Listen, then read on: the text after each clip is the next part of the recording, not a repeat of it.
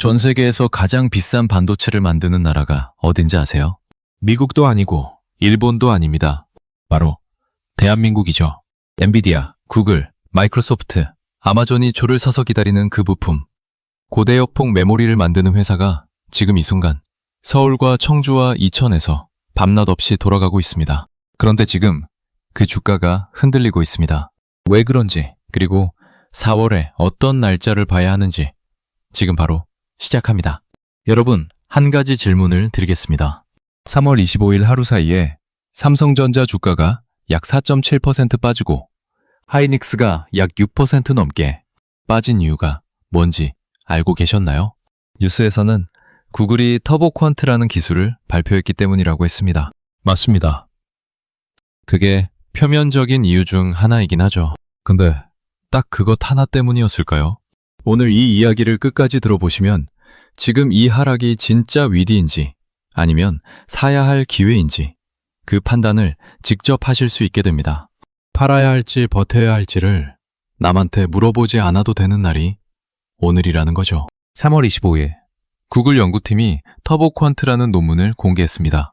내용인즉 AI가 대화를 처리할 때 쓰는 작업 메모리, 전문 용어로는 KV 캐시라고 부르는 부분을 기존보다 6배까지 압축할 수 있다는 것이었습니다. 심지어 성능 저하도 거의 없다고 했습니다. 쉽게 말하면 이렇습니다. 지금까지 AI 하나를 돌리려면 큰 창고가 필요했는데 이 기술을 쓰면 창고 하나로 6개를 돌릴 수 있게 된다는 겁니다. 이 소식이 나오자마자 투자자들이 생각했습니다. 메모리 덜 써도 되겠네. 그러면 삼성이랑 하이닉스 물건이 덜 팔리겠네. 그래서 팔았습니다. 그 결과가 4.7%, 6% 넘는 급락이었습니다. 그런데 여기서 한 가지 중요한 사실이 있습니다. 구글이 이 기술을 학술 논문으로 먼저 공개한 것이지 실제로 자기네 데이터 센터에 당장 적용한 것이 아니라는 점입니다. 논문과 현장 적용 사이에는 시간이 걸립니다. 기존 시스템과의 호환, 대규모 테스트, 안정성 검증 같은 과정들이 필요하기 때문입니다. 실제로 구글은 이 기술을 4월 23일 브라질에서 열리는 ICLR 2026이라는 세계적인 AI 학술 대회에서 공식 발표할 예정입니다. 아직 실험실 단계라는 뜻이죠. 국내외 다수의 애널리스트들은 이번 하락에 대해 단기 차익 실현 성격이 강하다고 분석했습니다. 삼성과 하이닉스 주가가 2025년 한 해 동안만 해도 각각 약 200%, 300% 이상 올랐던 상황이었습니다. 많이 올라있던 상황에서 좋지 않은 뉴스가 나오면 먼저 팔고 보는 심리가 작동하는 것은 어느 시장에서나 나타나는 패턴입니다. 터보 퀀트는 방아쇠 역할을 했을 뿐 탄약은 이미 쌓여 있었다고 보는 시각이 많습니다. 그런데 사실 터보 퀀트와 별개로 같은 시기에 월가에서 조용히 진행되고 있던 또 다른 일이 있었습니다. 바로 사모대출 펀드 환매 문제입니다. 사모대출이 뭔지 모르시는 분들을 위해 쉽게 설명드리겠습니다. 은행에서 돈을 빌리기 어려운 중소기업이나 스타트업들에게 대신 돈을 빌려주고 이자를 받는 방식의 펀드입니다. 2026년 기준으로 전 세계 이 시장의 규모가 약 1조 8천억 달러, 우리 돈으로 2,600조 원이 넘습니다. 3월 6일 세계 최대 자산운용사 블랙록이 26억 달러 규모의 HPS 코퍼레이트 랜딩 펀드에서 중요한 결정을 내렸습니다. 투자자들이 순자산의 9.3%에 해당하는 돈을 돌려달라고 요청했는데 펀드 계약상 허용된 한도인 5%만 지급하기로 한 것입니다. 약 12억 달러 요청에 약 6억 2천만 달러만 지급한 것이죠. 블룸버그와 파이낸셜 타임스가 보도한 내용에 따르면 이 펀드 역사상 처음 있는 일이었습니다. 이 소식이 나온 날 블랙록 주가도 약 7% 이상 하락했습니다. 비슷한 시기에 블랙스톤도 자사펀드에서 환매 요청이 들어오자 한도를 5%에서 7%로 높이고 약 4억 달러를 투입해 처리했습니다. 블루월 캐피털도 별도의 방식으로 투자자들의 환매 요청에 대응했습니다. 월가의 굵직한 대체자산 운용사들이 거의 동시에 비슷한 어려움을 겪고 있었던 것입니다. 이것이 반도체 주가와 어떻게 연결되는지는 좀 더 자세히 살펴보겠습니다. 사모대출 시장 환매 문제가 왜 삼성전자와 하이닉스 주가에 영향을 준다는 건지 연결고리가 잘 안 보이시는 분들이 계실 겁니다. 차근차근 설명드리겠습니다. 우선 지금 미국 금리 상황을 보셔야 합니다. 현재 미국 10년물 국채 금리가 4.4%를 넘어선 상태입니다. 금리가 높아지면 채권을 담보로 돈을 빌려서 주식이나 다른 자산에 투자하던 헤지펀드들이 어려움을 겪습니다. 빌린 돈의 이자 부담이 커지니까 포지션을 줄여야 하는 상황이 오는 거죠.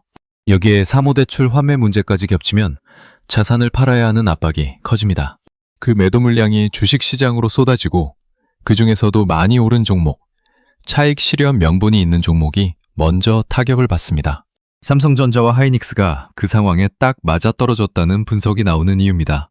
여기에 환율 문제도 있습니다. 달러를 들고 한국에 들어와서 삼성전자와 하이닉스를 샀던 외국인 투자자들 입장에서는 환율이 1,500원 위에 머물러 있으면 주식을 팔고 달러로 바꿔 나갈 때 환차익까지 챙길 수 있습니다. 주식 수익에 환율 수익까지 더하면 지금 나가는 것이 유리할 수 있다는 계산이 서는 거죠. 그래서 외국인들이 삼성전자를 하루에 수천억씩 팔고 있다는 보도가 이어졌습니다. 터보컨트 하나만의 문제가 아니라는 것, 이제 조금 보이시죠? 이쯤 되면 이런 생각이 드실 겁니다. 그래서 하이닉스랑 삼성전자 같이 팔아야 하는 거야? 아니면 뭔가 다른 거야? 결론부터 말씀드리면 두 회사는 지금 완전히 다른 상황에 있습니다. SK 하이닉스 먼저 보겠습니다. 2026년 기준으로 SK 하이닉스의 HBM 시장 점유율은 57% 수준입니다. 전체 HBM 시장의 절반 이상을 혼자 차지하고 있다는 뜻이죠. 그리고 2026년 생산분은 이미 매진 상태라는 보도가 나와 있습니다. 엔비디아, 구글, 마이크로소프트 같은 고객사들이 미리 물량을 다 예약해뒀다는 것입니다. 샤태원 SK그룹 회장은 2026년 2월 워싱턴에서 젠슨 황 엔비디아 CEO를 만나 메모리를 못 줘서 미안하다고 인사했다고 밝혔습니다. 공급이 수요를 따라가지 못하는 상황을 본인 입으로 인정한 셈입니다. 차세대 제품인 HBM사에서도 마찬가지입니다. UBS는 엔비디아 루빈 플랫폼에서 SK 하이닉스가 약 70%의 점유율을 달성할 것으로 전망했습니다. 증권사들은 SK 하이닉스의 2026년 예상 영업이익을 최소 100조 원에서 최대 158조 원으로 보고 있습니다. 2025년 실적인 47조 원의 3배가 넘는 수치입니다. 삼성전자는 상황이 조금 다릅니다. 2025년 HBM 시장에서 점유율이 17%까지 내려갔다가 2026년에 30% 초반까지 회복 중이라는 분석이 나옵니다. HBM사 납품을 위한 엔비디아 인증 테스트를 통과하고 양산에 나섰으며 고객사들로부터 삼성이 돌아왔다는 평가를 받고 있다는 보도도 있습니다. 두 회사 모두 AI 메모리 수혜 기업이지만 지금 이 시점에서의 상황은 분명히 다릅니다. 터보퀀트 이야기로 다시 돌아가 보겠습니다. 이 기술이 실제로 메모리 수요를 줄일 것인가 아니면 오히려 늘릴 것인가, 이게 핵심 질문입니다. 대부분의 애널리스트들은 역사적으로 효율이 좋아지면 사용량이 늘어났다는 점을 근거로 들고 있습니다. 전문 용어로 제번스 역설이라고 합니다. 석탄 엔진이 효율적으로 바뀌었더니 석탄 사용량이 오히려 늘었다는 경제학자 제번스의 관찰에서 온 개념입니다. AI도 마찬가지일 수 있습니다. 메모리를 6배 아낄 수 있게 됐다고 해서 기업들이 서버를 6배 줄이는 게 아니라 같은 서버로 6배 더 많은 AI 서비스를 돌리게 된다는 논리입니다. 그러면 결국 메모리 수요는 줄지 않거나 오히려 늘어날 수 있습니다. 퀄터 쉐브리엇의 기술 리서치 헤드 벤 베리어는 CNBC와의 인터뷰에서 구글 터보퀀트는 진화적인 기술이지 혁명적인 기술이 아니라고 했습니다. 업계의 장기 수요 전망을 바꾸지 않는다는 것이 그의 평가였습니다. 실제로 SK 하이닉스의 HBM 공급 계약은 터보퀀트 발표 이후에도 변화가 없다는 보도가 이어지고 있습니다. 마이크론의 CEO 산제이 메우로트라도 2026년 HBM 공급량은 이미 매진됐다고 공식적으로 밝혔습니다. 물론 반대 시각도 존재합니다. 터보퀀트 압축률이 6배라는 것은 과거 AI 효율화 기술들과는 다른 수준이라는 지적도 있습니다. 기술이 실제 적용되기까지 시간이 걸리겠지만 중장기적으로는 HBM 수요 전망의 변수가 될 수 있다는 신중한 시각도 무시할 수는 없습니다. 이 질문의 답은 4월 23일 브라질 IHLAR 발표에서 실증 데이터가 나오면 어느 정도 윤곽이 잡힐 것입니다. 그렇다면 지금 이 불확실성이 거치는 시점이 언제냐? 4월에 정확히 4개의 날짜가 있습니다. 첫 번째는 4월 1일입니다. 이날 WGBI, 즉 세계 국채지수 편입이 공식적으로 시작됩니다. 전 세계 주요 기관 투자자들이 한국 채권을 자동으로 편입해야 하는 날이죠. 채권 자금이 들어오면 원화 수요가 늘고 환율이 내려올 수 있습니다. 환율이 내려오면 달러를 들고 한국에 들어와 있는 외국인들이 지금처럼 급하게 빠져나갈 이유가 줄어듭니다.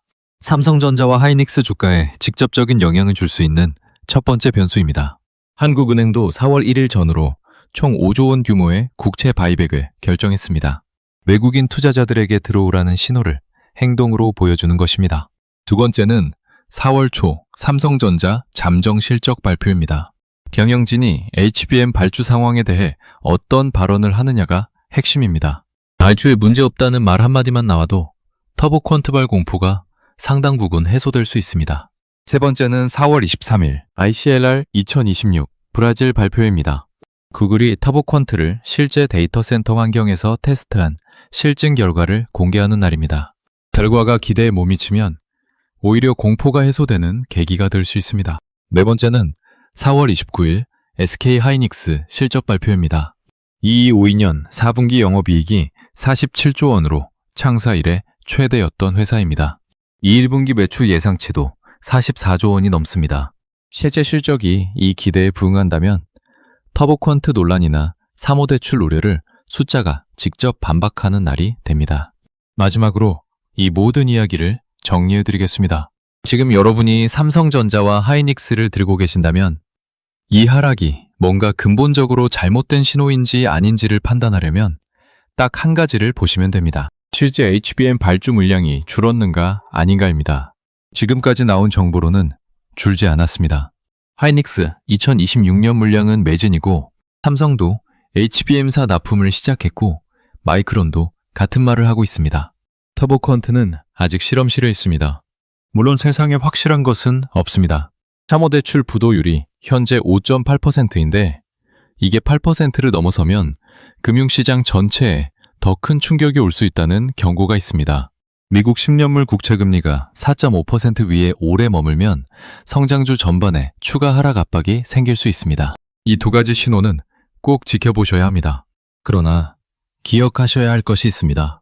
전 세계가 AI 인프라를 만들고 있는 지금 그 인프라의 핵심 부품을 가장 잘 만드는 나라는 대한민국입니다. 용인에 600조 원짜리 반도체 클러스터를 짓고 있고 청주에 20조 원짜리 팹이 돌아가고 있습니다. 젠슨 황이 직접 찾아오고 구글과 마이크로소프트가 공급 계약을 맺기 위해 줄을 섭니다. 이 사실은 터보 퀀트 논문 하나로 바뀌지 않습니다. 4월 1일, 4월 초, 4월 23일, 4월 29일 이 날짜들을 캘린더에 적어두시고 그 결과를 확인하면서 판단하세요. 공포에 쫓겨 결정하는 것이 아니라 숫자를 보고 결정하는 것. 그게 여러분이 오늘 이 영상을 보고 가져가실 가장 중요한 것입니다.